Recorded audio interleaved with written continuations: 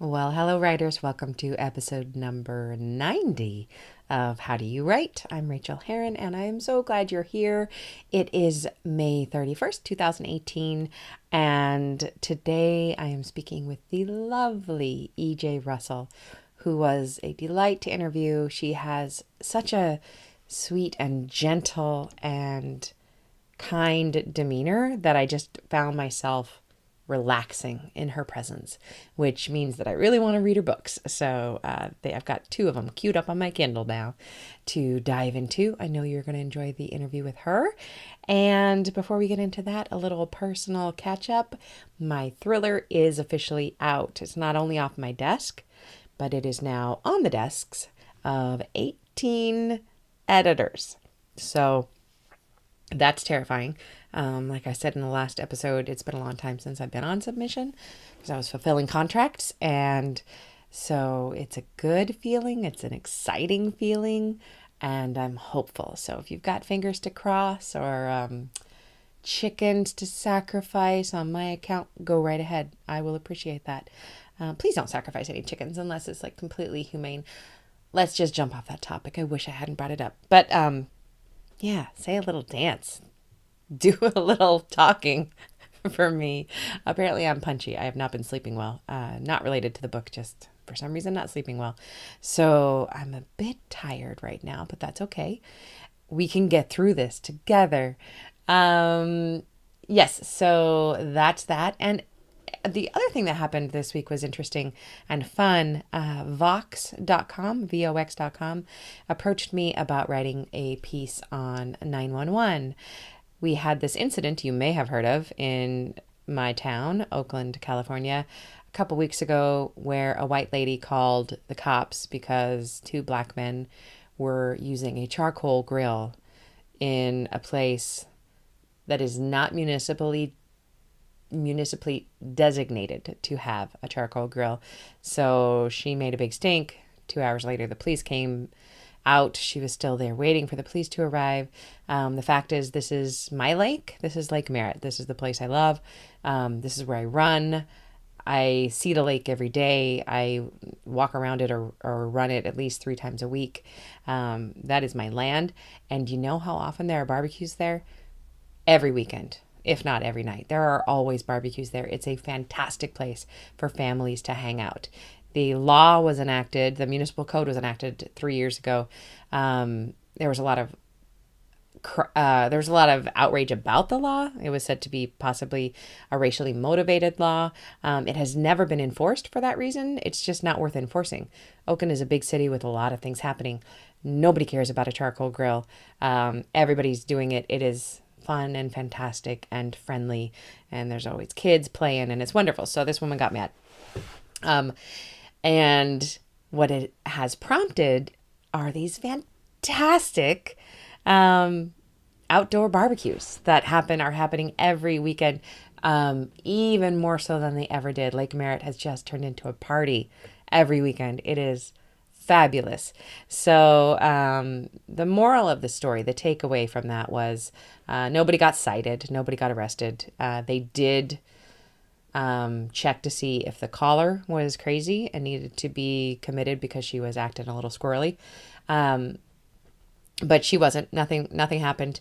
But it did bring attention to us, our city, and to police response. So Vox asked me to write an article about what it is like to be a 911 dispatcher in cities where racially motivated 911 calls are made. And let me tell you, that's every city, all day, every day. Racially motivated phone calls 911 calls were the most common kind of calls to get, honestly. So I wrote a piece for Vox on it. And basically the premise of the piece was 911 dispatchers don't get to pick who calls. They know a bogus call when they see one. There was code in the dispatch log that I parsed and wrote about in the article that basically said the dispatcher knew this was a bogus call, but when somebody calls to complain about something, cops must go out. Cops don't get to say This is a racially motivated, bogus call that is a waste of my time. They must go. Dispatchers must put in the call, and the cops must go. That call would have been held forever so that later, the cops could drive by and say, there's no one here. There's no problem. That's the way it's usually handled, because there was no danger of life being damaged. There wasn't even property damage being threatened. But 2 hours later, there was a physical fight that was starting to happen. So cops were dispatched the minute that was reported. They got there 8 minutes later. So I broke that down in the article and talked about how difficult it was to be in a system that we have in this country. And it was just a matter of saying yes at the right time. I was very glad that Vox asked me to write about it. I was very glad to write about it. I gave them a super quick turnaround within a day. It went live. Basically, they asked me, they contracted me, I wrote it, they edited it, and it went up all in the last 6 days since last talking to you. So that is now live. It's getting really good traction in the media. I'm getting other media requests. And the reason I'm bringing it up is because, number one, I said yes to the request, but I could have also gone out and gotten that article had I thought about it, which I didn't because I'm busy and I don't always create more work for myself. But it's honestly good too, because the thriller that I wrote is about a dispatcher. It's set from a dispatcher's perspective, which was my perspective for 17 years. And it is really fun to be back in this mindset of the thriller, of this dispatcher's world, and to visit it fictionally and also through nonfiction. It's been really a pleasure to do that. So if you just search vox.com Rachael Herron or vox.com 911, it'll probably pop right up if you want to read the article.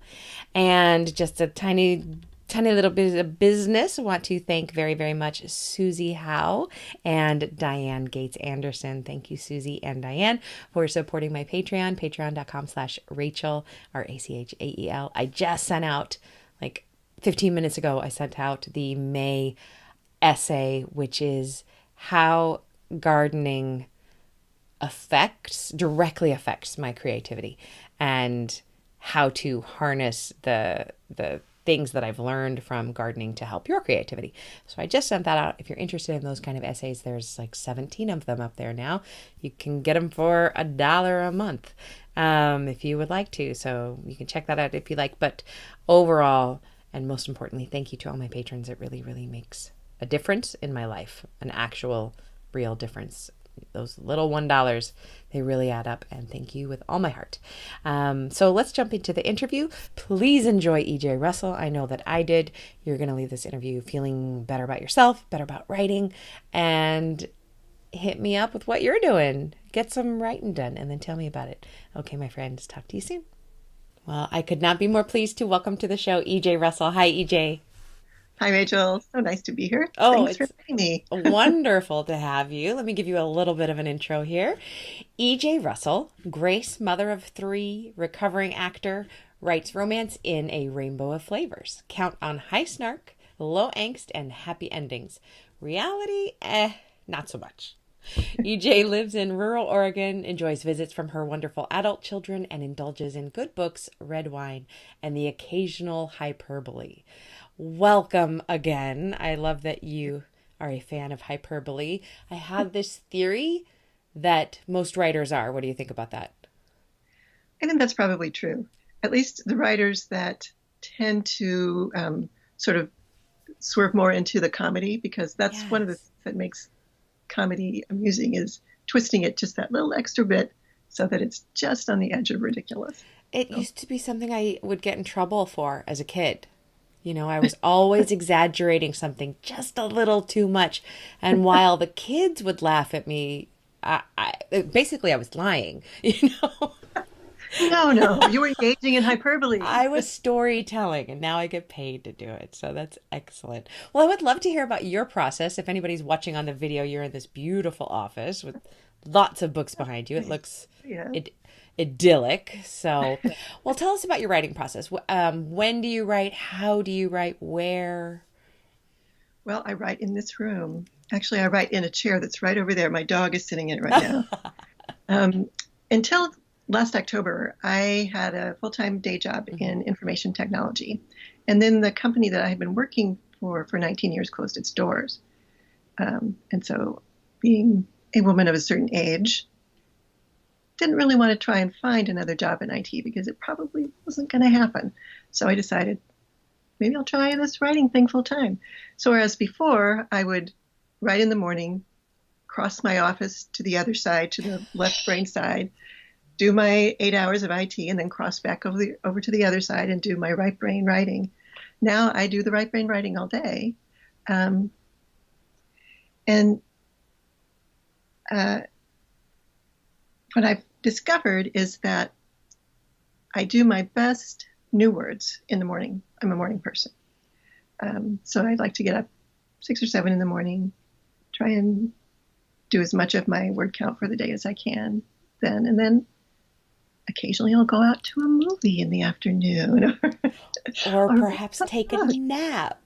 that too. That's very good. Did you really cross the office? You had two separate places for that I, activity? yeah, my writing laptop is a Mac, but Mm-hmm. the laptop that I worked on for my day job, which actually is right here, Mm-hmm. because I don't know whether or not the Mac Skype would work today, is a Windows PC. So I was working in 2 different operating systems, and the clients that we had were all Windows clients of various kinds. So it was definitely a switch, and I had all my great big screens that I used for doing my programming on the left brain desk, and in the right brain chair, I just have my little MacBook in my lap. The laptop being a literal laptop. I love that. I think that my brain really gets attached to certain places for writing. Like I do all of my email where I'm sitting at this desk. I do, for some reason, my journal writing standing up at my desk behind me. I like to write fiction at the library, but I like to revise it in the living room. You know, we compartmentalize this way. So that's awesome. What is your biggest challenge when it comes to writing? I am a very detailed plotter. I'm jealous of you. Well, and it was a big surprise to me when I discovered that, because when I first started writing about 9 years ago, and not having any idea what I was doing, I assumed that I was just, a pantser, and I would just sit down and I had, a little nugget here, a little nugget there, and I would try to write around all of those things. And over the course of being an unabashed class slut for a number of years, taking every class I could possibly find, I finally discovered the process that worked for me, which is plotting things out in a relatively detailed manner using a screenwriting book by Todd Click called Something Startling Happens. Oh, I don't think I've ever heard of that one. He went through and he analyzed over 300 movies, Mm-hmm. minute by minute.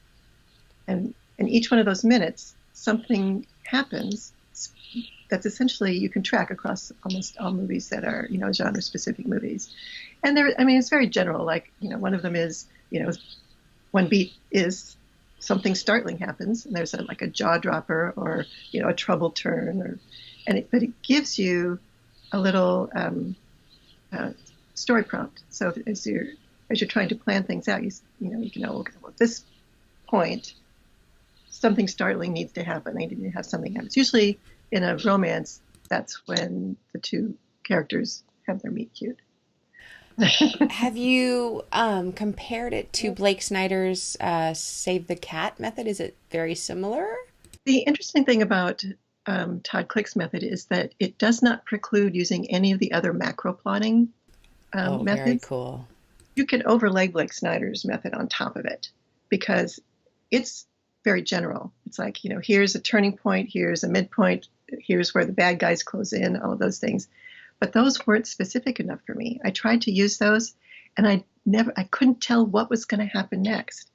And it was this more detailed plotting method that enabled me to actually move forward and know from minute to minute, or in this case, a minute in one of my drafts translates to a certain number of words, average number of words, Right. like 1,000 words, or if it's a short story, 500 words. So I know that I have to keep moving through those beats. Every 1,000 words, something's going to happen. And that helps me plan out the book. And once I get it planned, I can draft it very quickly.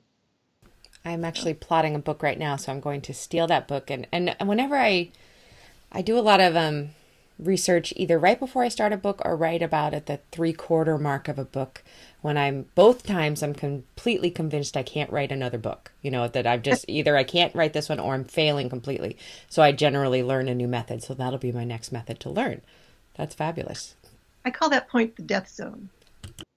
I hit the death zone every single book. It's about 45% to 65% of the way through the book, because you're far enough from the beginning that it's not really exciting anymore. And you're not close enough to the end where you can see, the downward slide into it. Yes. So it's like pulling teeth, getting through the death zone every time. My wife is always very good at telling me, you always tell me you can't do this, and then you always do, because I really forget. I literally forget, and I'm always convinced this is the time I can't do it. So what do you call it? The death zone? The death zone. I'm going to start calling it that. That's wonderful. What is your biggest joy in writing? I really love it when I'm writing, doing my fast drafts. I draft in like 30-minute sprints.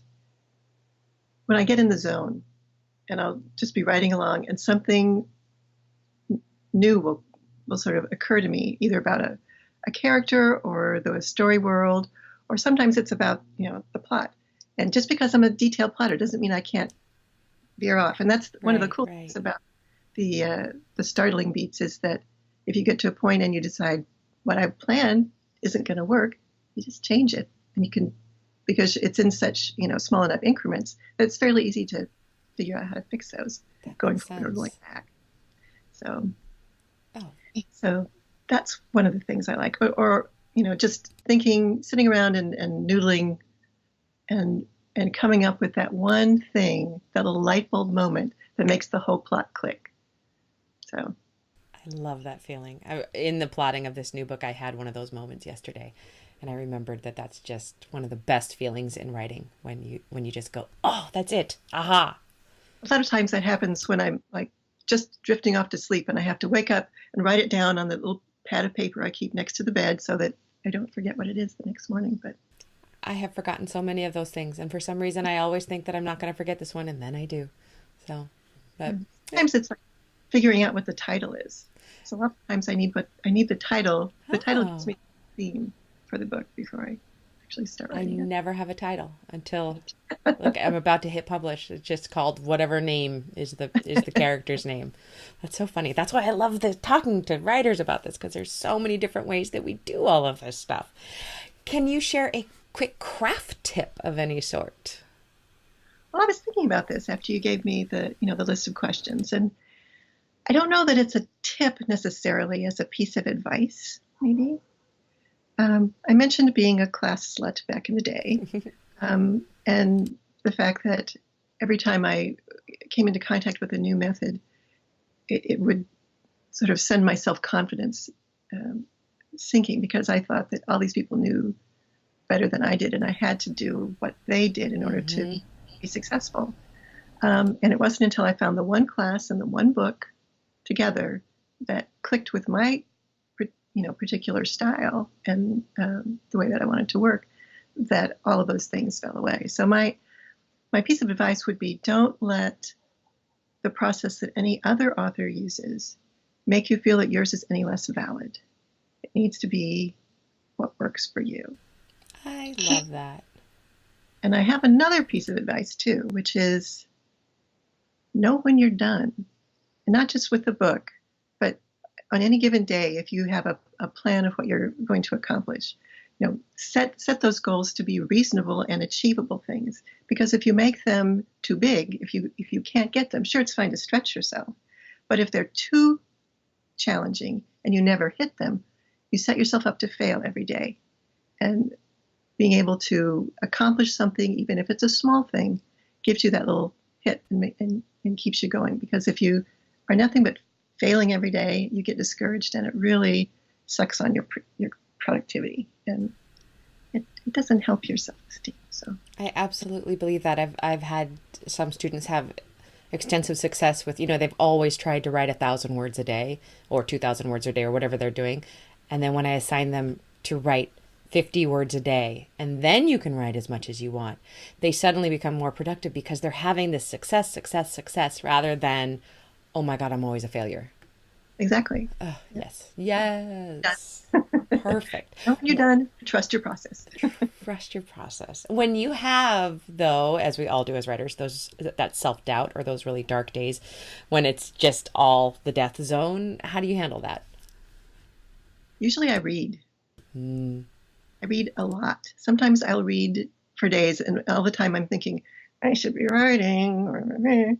But I know, too, that if I sit down and try and write when I'm not ready, because there's something going on, usually there's something wrong that I have to figure out before I can move forward.